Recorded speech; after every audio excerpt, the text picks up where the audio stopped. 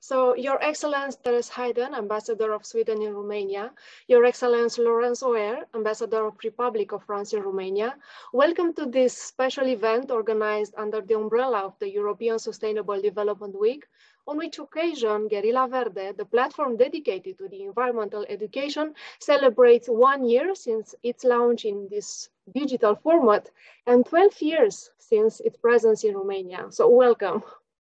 Hello. Thank you so much.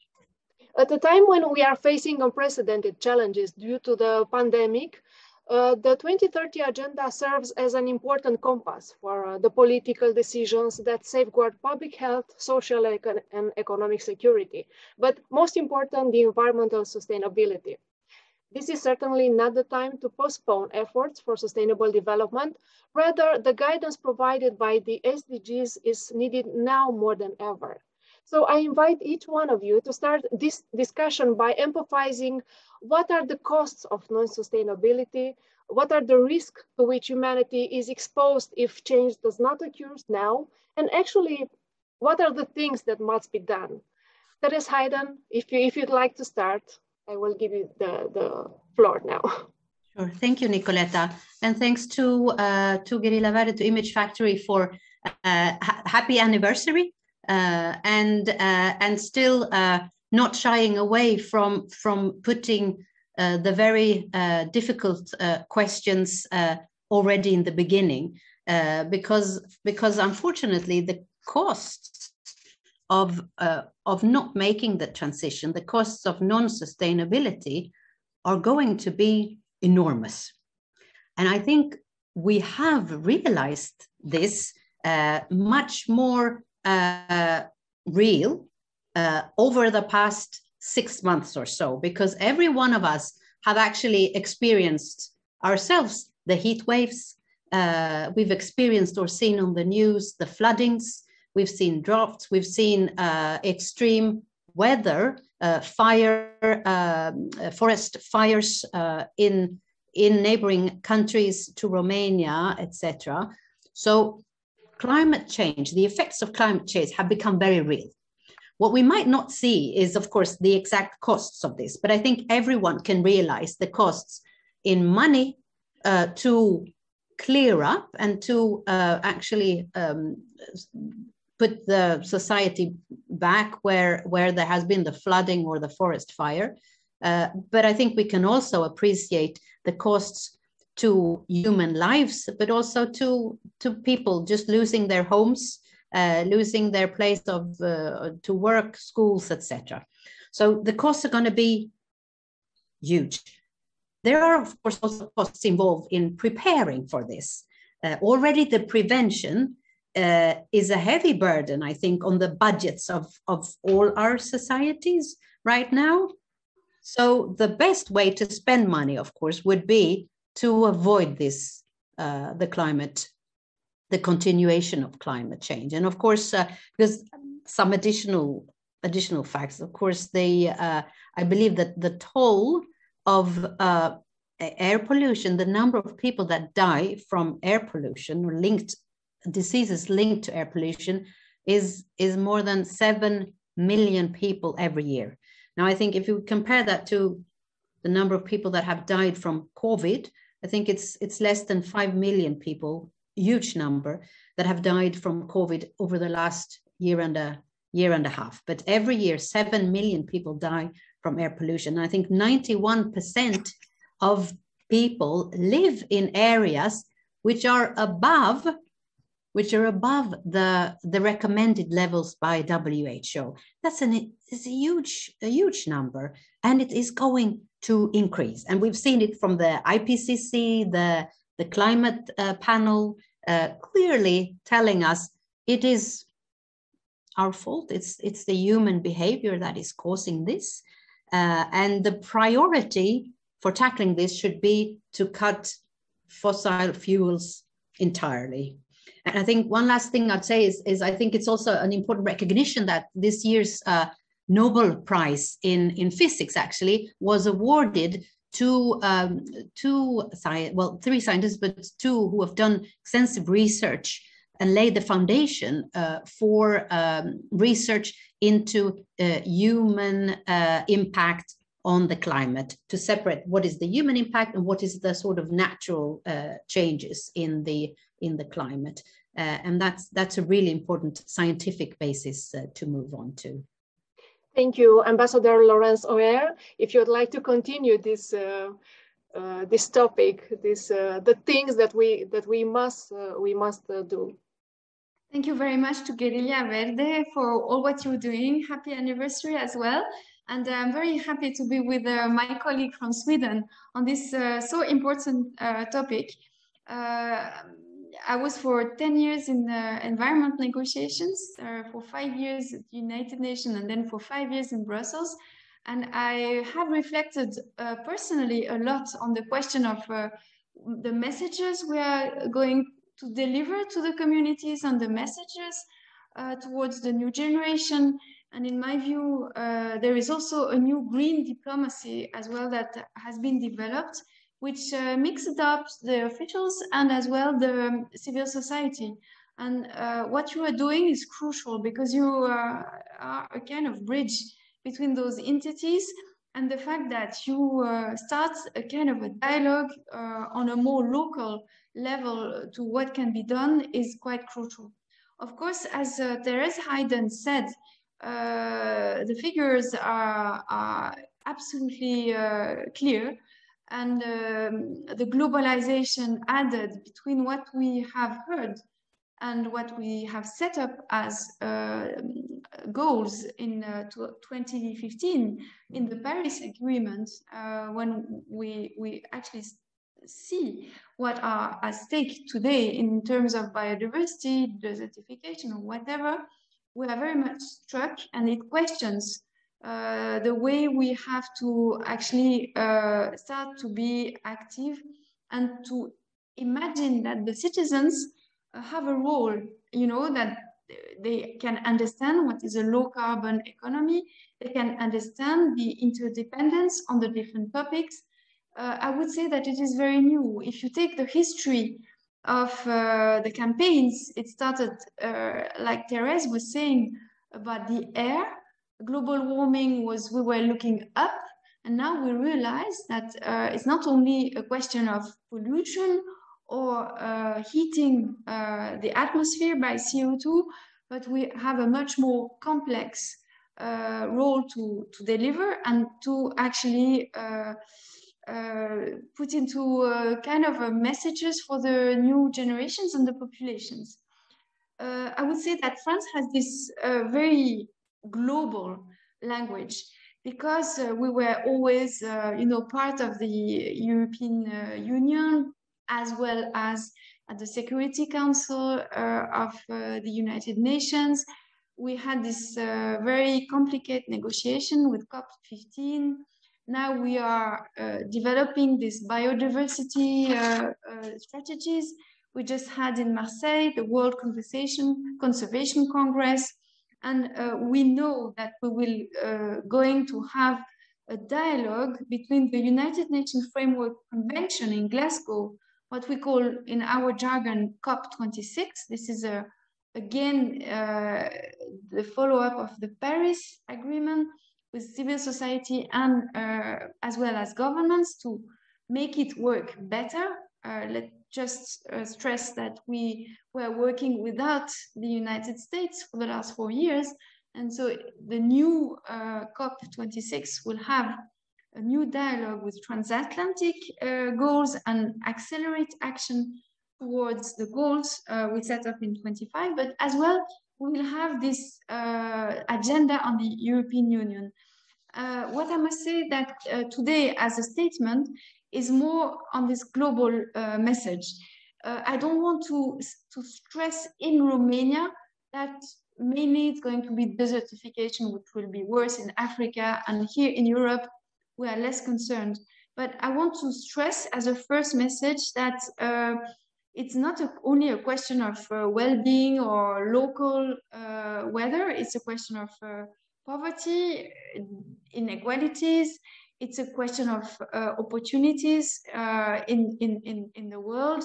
the fact that low carbon economy is a question that is crucial to fight against climate change and protecting biodiversity, but for too many years in those negotiations, the rich countries were opposing the poorer country, which were asking, including China, the right actually to develop. And somehow we still have this paradigm in the negotiation, which we have to trespass, and we also have to trespass that in the European Union. Compensation is not the only question that some part of the European Union has to take into account. You in Romania, for instance, are a harvest for instance, forestry, for changing the behaviors towards agriculture, and at the end of the day, it's a lot of things to be done by education, experimentation, territorial innovation, and it's not a question of giving lessons to one to another, but to share experiences, because there is no one answer. It's a question of managing in the society and the population this question of lifestyle, and also getting a sustainable attitude in all elements of the economy. I stop here because I think we have a dialogue that will develop all the aspects. Thanks a lot. Thank you so much. And indeed, Guerrilla Verde is about sharing these best practices from societies. So I will refer now to the 2030 agenda, and when other countries reduce their efforts for global sustainability, Sweden is increasing them. We will be at the forefront of Agenda 2030. This is actually the Swedish government declaration, and I invite Therese Heiden to tell us more about the steps in the implementation process of the agenda in Sweden. I still want to take the opportunity to really highlight what you've done within this first year of existence, because I think it's worth looking back a little bit, because I think it's really important what Laurence said about how we make this, all countries, we make this transition, this journey now at the same time. We might be at different places, and we are in geographically different places and spaces, but we need then to help each other find the good solutions, and that's why it's really important what you've been able to create a platform where we have had the chance to share some of our experiences. And then I'm not only talking on behalf of the embassy, but also that several Swedish companies that are all having very strict environmental and sustainability policies that they need to enforce also in Romania. So they are dependent on the transition being available here, that there is energy efficient solutions here, that there is to the extent possible renewable energy resources, that there is production and transportation that is sustainable to the extent possible. So we're all interdependent. So I'm glad that we've had that chance to share that experience in several different webinars, and also the podcasts what you've had.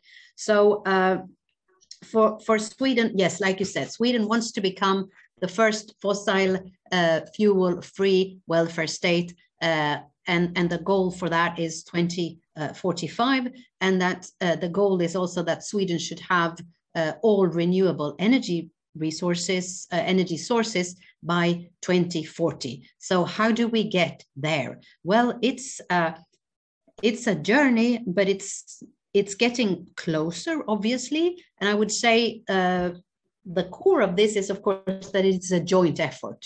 This is not the government itself doing this, nor any civil society doing it on their own. It is a joint effort where the government on the one hand and all the other stakeholders, the business sector, the academia, and ultimate and civil society, and each and one of us being members of a society that have to strive for that same that same goal. Of course, there's a framework for this, which is called the climate policy framework. The significant thing with that is that it's a framework that contains legislation and instructions on who should do what, but it also entails follow-up, and I think that's a hugely important thing. Evaluation, because if we don't evaluate what we do not know if it has any effect. So there is regular evaluation, and then of course there is control instances, in the sense that the government needs to come every year to the parliament to explain what they did. So between the expert evaluation and the sort of the democratic parliamentarian scrutiny, there is a strict framework of actually moving forward. And I think the latest messages in this is that the pace needs to speed up. We are not going to reach the goals unless we do more in even faster. So this policy framework is important. It's a long-term one. It goes beyond the current government's political mandate. And that's important because climate change needs to be fought not just for next week or in the political mandate of 4 years. It's a long-term commitment. So what happened in Sweden was that there was a commitment, broad commitment in the parliament, basically, to agree on these goals. And then the other important factor is that the industry sector in Sweden has been very much encouraged to take part in this journey. And I would say that most Swedish companies, including the ones that are exporting, that are in the international market, they have understood that it is very much linked to their competitiveness that they can provide sustainable solutions. So the industry themselves have come up with several different ideas and solutions. One is fossil-free steel. The electrification of roads, finding sustainable transportation, electric trucks or fuel cell trucks, etc., just to make sure that each segment of the industry will be able to carry on in a more sustainable way, because this transition will cost money, and that's why governments and private companies needs to join forces. And then, of course, not forgetting about the role of civil society and the role of each and every one. Here, I think the Swedish government's strategy for circular economy plays an important role, because it sets the framework of doing exactly what Laurent said, to change the mind, that it is not about getting new things, but we need to, I think the motto is repaired, refurbished, modernized, or recycled. And if we can all live by that motto, think that what can be repaired, what can be refurnished, what can be modernized, or what can be recycled, we will actually be able to do a lot of good. And it works not just when I go and throw my garbage, but it also works for companies, and it works at the governmental agencies level also.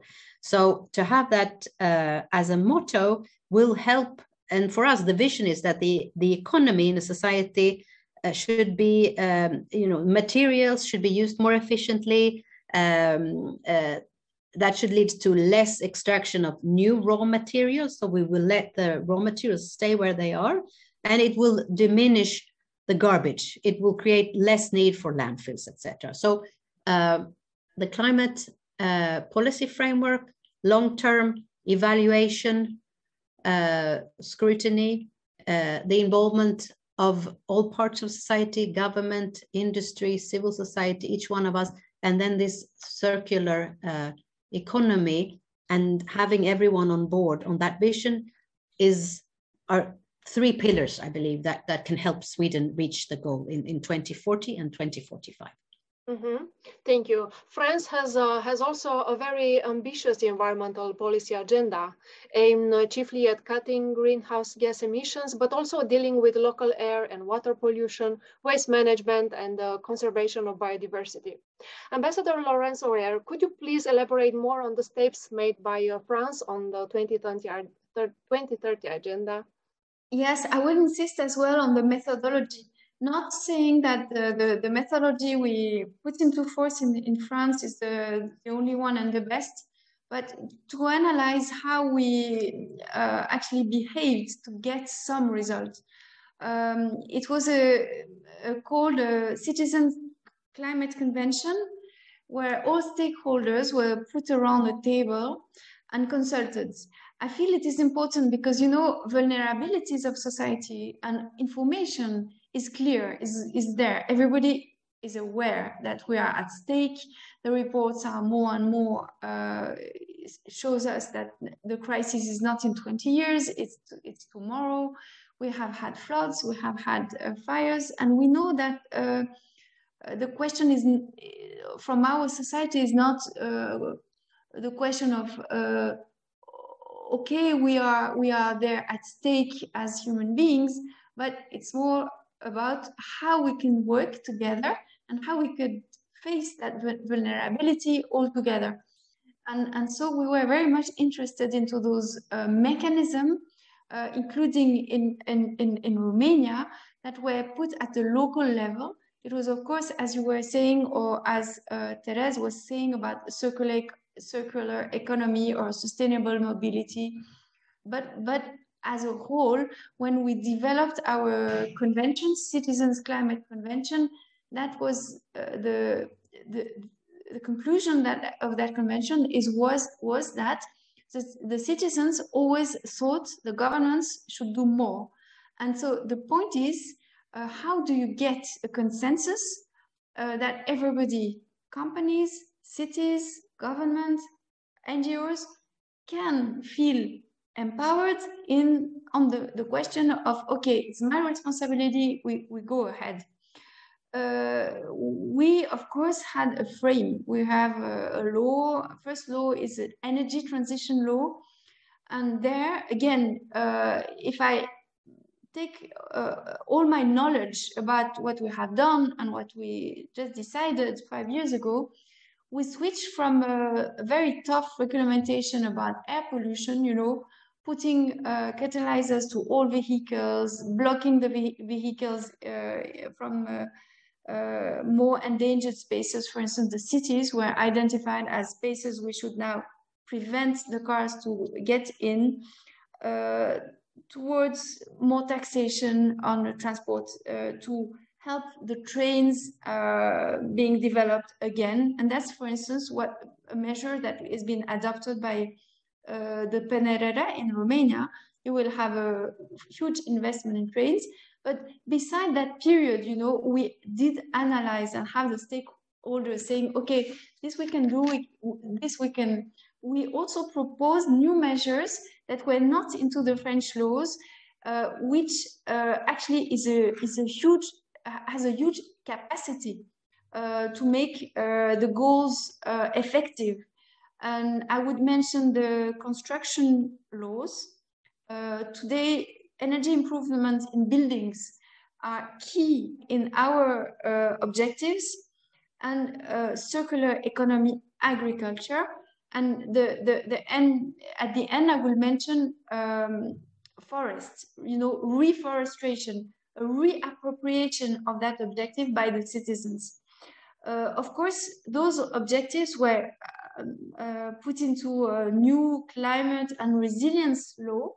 And you see the vocabulary as well is different. And it's a new law, May 2021, meaning that we're not only there to say, as state, we take this and this measure, and now you are prevented for taking your car in Paris or this and this, but it's different to have a national territory sustainable objectives. And for instance, we take this biodiversity protection much more into account because it's also there. What we imagine, we have various forms of interventions of citizens. And we started as well to back the citizens who were active in that perspective, you know, education, public awareness, but also companies. So this is the last point you wanted me to take into account. The role of companies, as Therese said, is quite crucial, because they understood very quickly that, for instance, this is Carrefour in Romania, that if they were actually pushing new products which were short circuits, or they were providing better information about pesticides and nutrients, that the population little by little were committed and engaged into this kind of reflection. I would mention as well the question of heating, and the question of how we can avoid some spoils in all the circuits.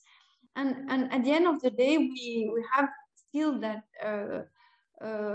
competition Orașe Durabile, which has a very broad aspect, and promote local initiatives in this whole system, you know, waste management, energy efficiency, circular economy, urban reconversion. For instance, in the last Biennale of Architecture, and it's been now 2 biennales in Venice, where it was only reconversion of buildings, which was taken on board. How you switch from a building which is an old friche into another use for an old building, and I will finish on that, because this is something which is now starts to be developed in Romania, and it's very interesting. It's about co-working, not taking your car, going together, mutualizing the way of living and working. Looks like a little bit like May 68. But it's also something which is deeply rooted now in all the architecture schools, for instance, or the French companies when they propose new material for buildings or new way of preparing their products. Of course, I'm thinking about cars, trains, but also a lot of things that we are having from the industry, which are going to be embedded in these new digital innovative solutions. Thanks a lot. We will have the chance to discuss more about the sustainable cities later on. But now I would like to talk about the renewable energy, because Sweden is one of the world leading country in the transition to renewable energy, and plans to operate in all sectors with 100% renewable energy power by 2040 and reduce greenhouse emissions to 0 by 2045. You mentioned this already, Ambassador Therese Heiden, but what is the strategy behind all these objectives? I think, Nicolette, I gave the outline of the Climate Policy Act, the circular economy strategy. There's also a strategy for livable cities, because cities play an important role also in the transition. Cities and regions also because they will host the most people. They already host or the host to most world population. Cities are growing, and depending on how cities grow, Laurence mentioned housing, transportation. This will have a huge impact. If we do it right, things can improve quickly. If we continue a little bit the way we've done, giving the space to the car, for instance, then cities will become even more problematic. But in terms of renewable energy, I mean, on the one sense, Sweden is fortunate in the way that we have a lot of water that we can use. We have a lot of hydropower and we have biomass. So that is why Sweden, I think within the EU, has the highest rate at this point already of renewable energy. I think we stand at about at least 56% of our energy mix is already renewable. But there is, of course, and the target is still there, 2040. But like I said, in these constant evaluations and checks that are being done, I think the message is that we need to step up in order to reach it. So that's the message. But in terms of what can be done, of course, is to look at. I mean, I think one interesting thing in Sweden is that there is still high consumption, but that the emissions are quite low, and that's the point, right? Because also it is not about not being able to do anything. I think we still want industries. We need that for our welfare and our economies to continue, but how can we do it with still providing energy in a low cost, in a renewable and energy efficient and low cost way, of course. Innovations, the continuation of innovations will be hugely important. A lot of both, finances, but also I think companies have an interest in making sure that new innovations can be there. And I know that Sweden is hosting several of these battery factories, because batteries will be one energy source for different things. It already is, but it will be important. There, of course, we need to think about the production. What are the components in batteries? How can that be also recycled? How can we reuse that? There will always be a question of financing and what is the cheapest model, but it needs to be balanced out what will be on the long term the most renewable solution, I guess. So for Sweden, I guess another important thing has also been that building. I think at the regional and municipality level, all buildings need to declare how much energy they are actually using. And I would just use that example as one way to actually measure what is the consumption of energy, because reducing the consumption and make it and have it renewable will be one way to know if we are moving in the right direction. But of course, in terms of renewable energy, it will be wind, bioenergy, solar, wave power. I think wave power would be, and I think here Romania is in a geographical location which with all these with so many of these renewable opportunities, the solar, the wind for sure, the waves, I mean the Black Sea, even the Danube already can be used for this.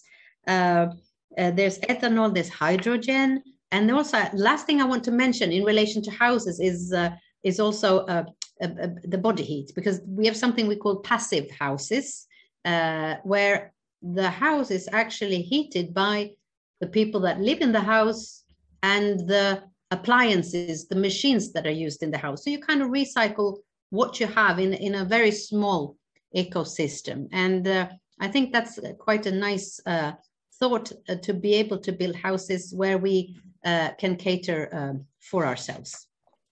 If we will continue the discussion about sustainable cities, we have to mention that France has a number of global companies active in delivering services to citizens and quite active in promoting initiatives related to sustainable cities.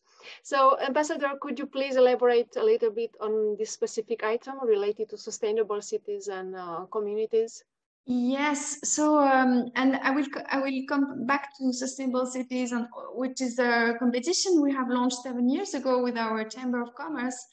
But let me first of all again stress how the Swedish example is in France useful as well.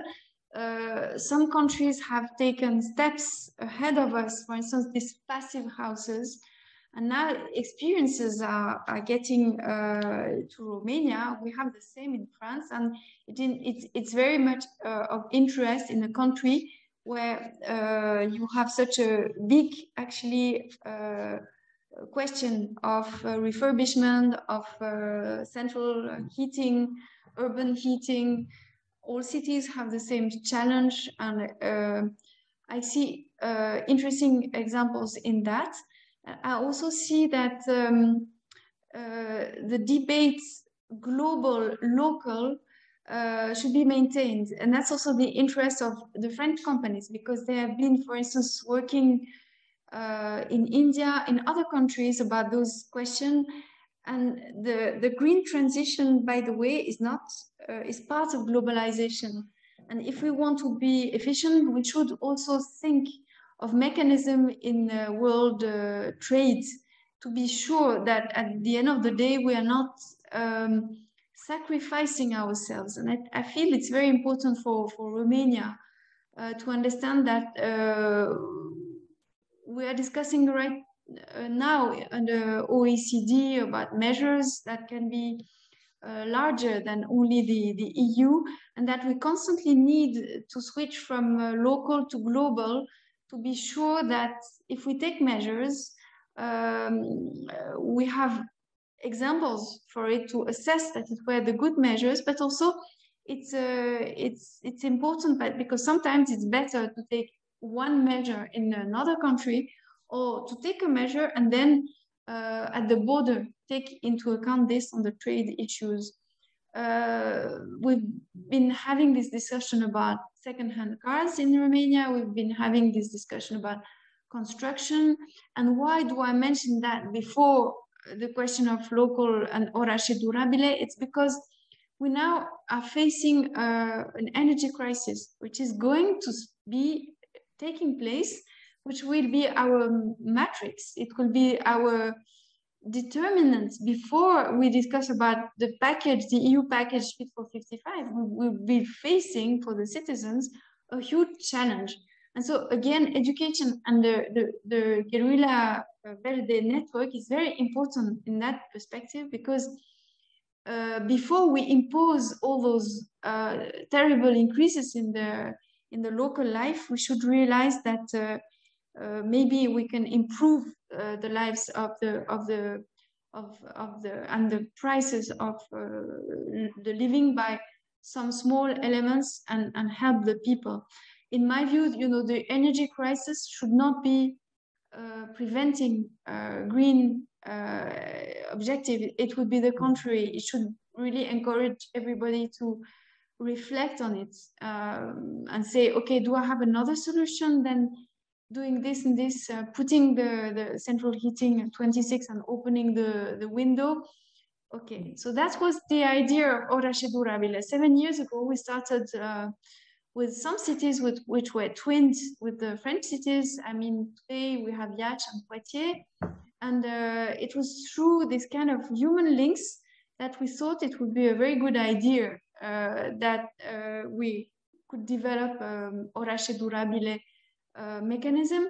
And each year it proves interesting. For instance, this year we have had with Teresa this dialogue with in Brașov with Tours as well. And it's a green, actually, deputy mayor who arrived. And it was very interesting, I think, for everybody to have her experience of how they did set in Tours several things. It was about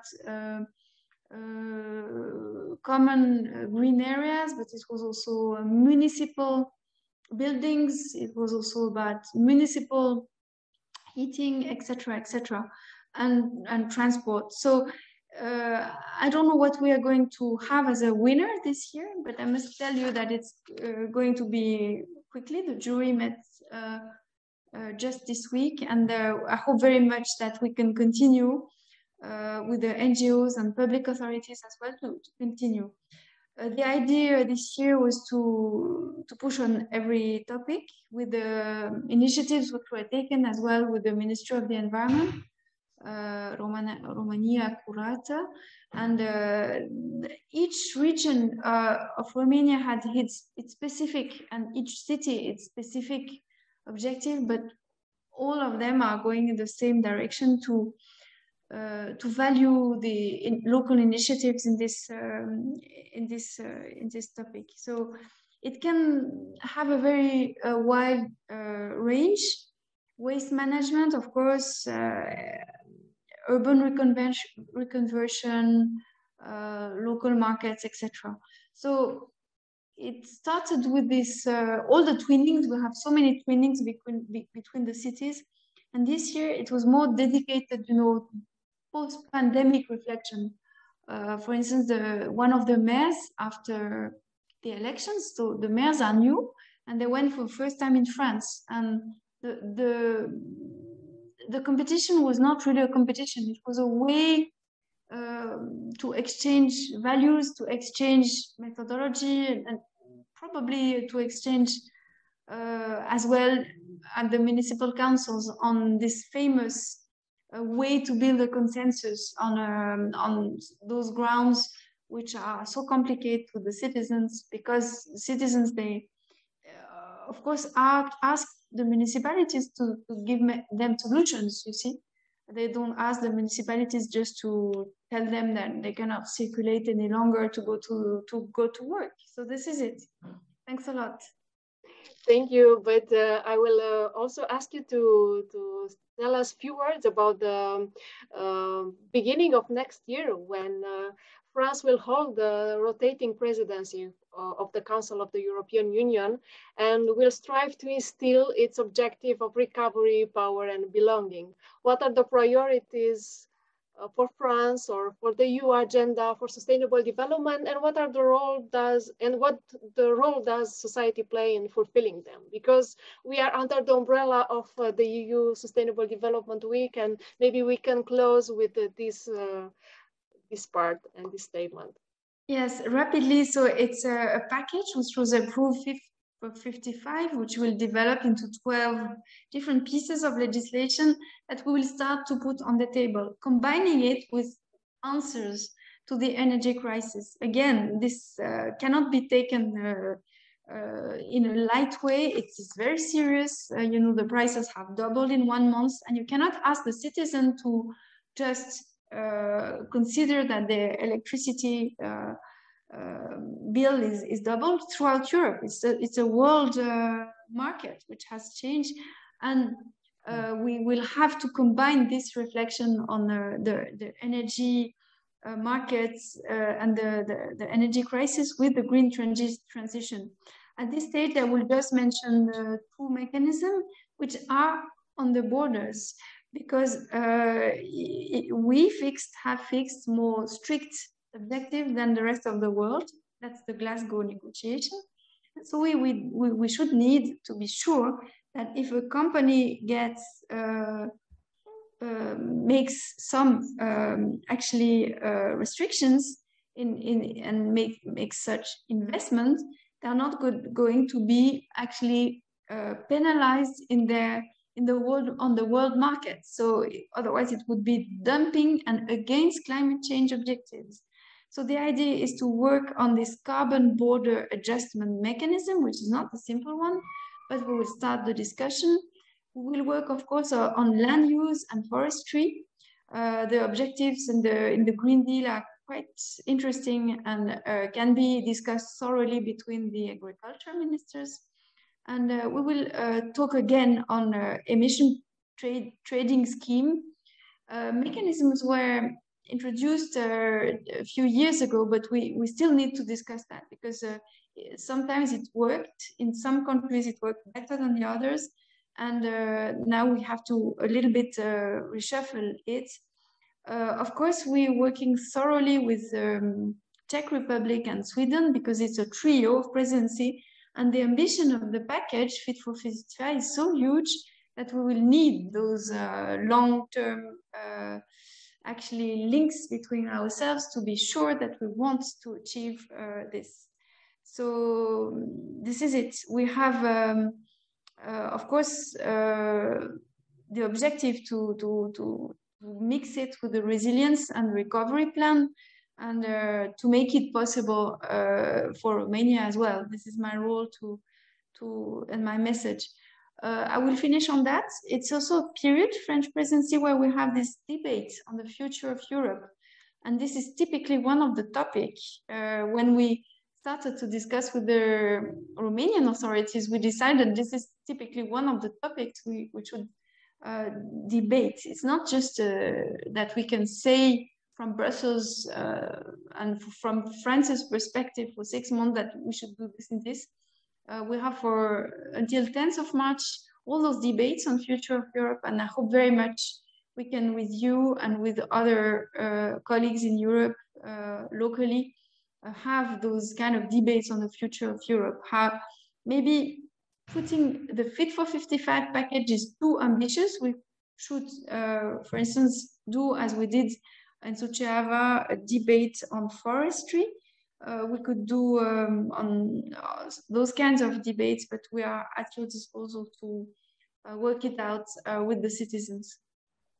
In closing, I will just add that here at Guerrilla Verde, we believe in cooperation. We believe and stand for action by identifying partners like you, like France and Sweden, who can offer solutions and can help us choose the best existing opportunities there are for a sustainable society. Therefore, we promote and stimulate collaborations between politics, public organization, academia, business, and civil society. Your Excellencies, thank you so much for your presence, and I hope to see you again soon. Thank you very much. so much. Thank you very much.